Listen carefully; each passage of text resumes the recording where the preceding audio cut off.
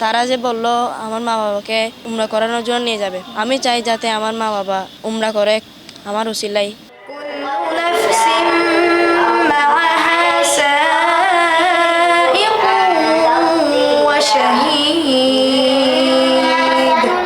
কণ্ঠত এক অদ্ভুত মায়া, প্রত্যেক শব্দ প্রত্যেক আয়াত যেন এই মাত্র নাজিল হইয়া নামের।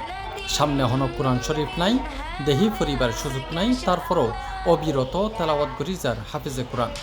বিচারক হইতে শুরু করি শ্রোতা বেকেই এক দৃষ্টিতে চাই আছে এবং মন্ত্র মুগ্ধ হইরে উনি যার আল্লাহর বাণীর মধুর সুরর শেষ নাই, যেন বিচারক নিজেই নজানে হন্ডে থামন ফরিব। ওয়াল্লাহু আলা কুল্লি শাইইন কাদির। যেই হাফেজে কোরআনল এত সুন্দর করি আল্লাহর বাণী পাঠ করে পরকালত তারার সম্মান তো অফুরন্ত। এবার কণ্ঠে ছড়াক পবিত্র বাণী স্লোগানত দেশব্যাপী উদীয়মান হাফেজলর অসাধারণ প্রতিভা ও তেলাওয়াত দক্ষতারে সম্মান জানাইব পুষ্টি ভার্সেস অফ লাইট হিফজুল কোরআন প্রতিযোগিতা। এহতল্লাই মূল পর্বর আগেই এখন হইতে প্রত্যেক বিভাগত শুরু হয়ে গিয়ে অডিশন। তার ধারাবাহিকতায় 9 ও 10 ডিসেম্বর চলিব চট্টগ্রাম অডিশন। চট্টগ্রাম বিভাগের অডিশন চলের আজি এবং আগামীকাল 2 দিনেই আর অডিশন চলিব।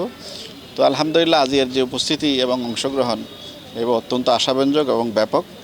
অন্যান্য অনুষ্ঠান তো আর এবার একটু ব্যতিক্রম করিবার চেষ্টা করছি। নাম্বার 1 হইলে আরা হিফজুল কোরআন তৈবই এবং আরা শুধুমাত্র ছাত্র অলরণ আরা ছাত্রী এবং বিভিন্ন প্রতিষ্ঠানের ব্যাকগ্রাউন্ড যারা ধরেন ইংলিশ মিডিয়াম স্কুল পড়ালেখা করছি অথবা ইংলিশ মিডিয়াম স্কুলের মধ্যে থাকি আরও হিফজুল কোরআন যারা করে এগুলো সাকাতুন ফাল করি তারাও কিন্তু আরা অ্যাক্সেস দিই। আর কিছু কিছু দর্শক যারা এই কোরআন হাফিজুল্লাহ বা কোরআনুল্লাহ সম্পৃক্ত তারা কিন্তু সরাসরি অনুষ্ঠানের মধ্যে মানে আরা যাবে সুযোগ দিই। প্রতি বছর রমজান মাস আইলেই বিভিন্ন শিল্প প্রতিষ্ঠানের পৃষ্ঠপোষকতায় টিভি চ্যানেলত আরা এই হাফেজলরে হিফজুল কোরআন প্রতিযোগিতা গড়তে দেখিত পারি। কিন্তু এবার টিকে গ্রুপর আয়োজনে এই হিফজুল কোরআন প্রতিযোগিতা হাফেজলর হাসে একখানা আলাদা।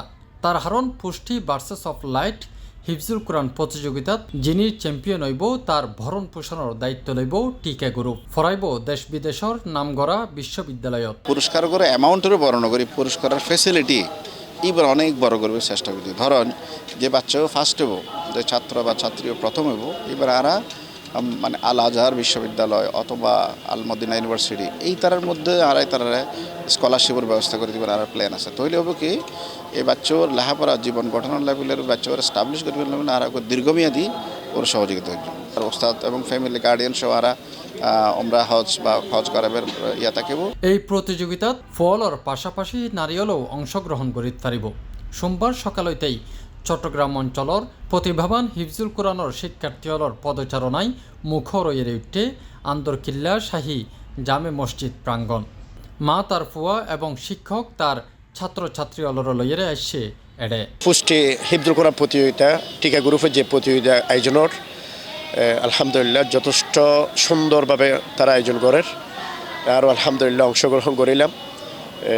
তারা ছাত্র হলো যথেষ্ট আলহামদুলিল্লাহ প্রিপারেশন লইয়ে অংশগ্রহণ করছি। আল্লাহ হাসে লাখ কোটি শুকরিয়া। সবার কাছে দোয়া চাই।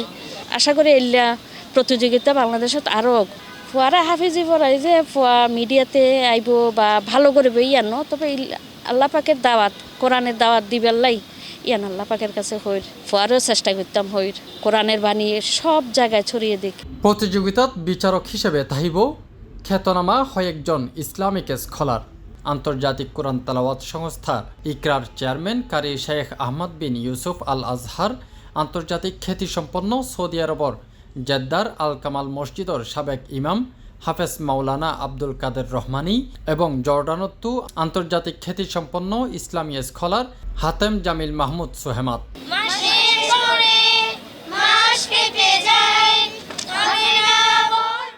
তাফহিম আলমগীর, C+ টিভি, চট্টগ্রাম।